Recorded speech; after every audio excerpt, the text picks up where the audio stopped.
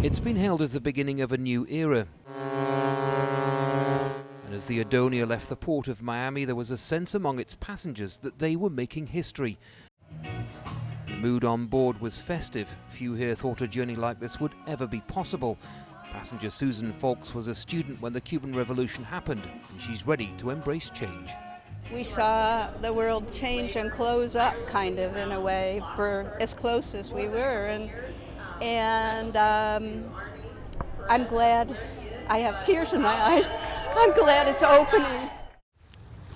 Nevertheless, for some in the Cuban community here, this is a controversial journey.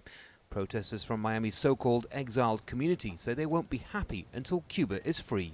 Our ultimate goal is for the Cuban government to acknowledge that Cubans belong there, regardless of how they think, and to allow them to think differently and yet live in their own homeland. But in Havana, Cubans lined up along the famous Malecon seafront to welcome the ship and its passengers.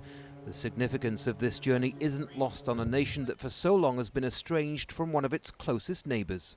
If there's a representation of the drastically changing relationship between the US and Cuba, it's right here in the port of Havana. You can see Cubans lining up to greet the American passengers who've sailed across the ocean for the first time in more than half a century.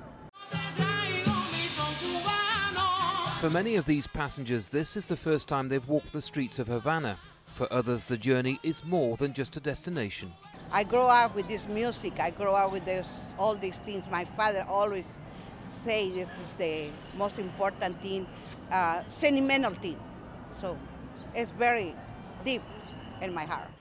Carnival cruises will sail here twice a month in what the company say is the beginning of a new chapter in US-Cuba relations.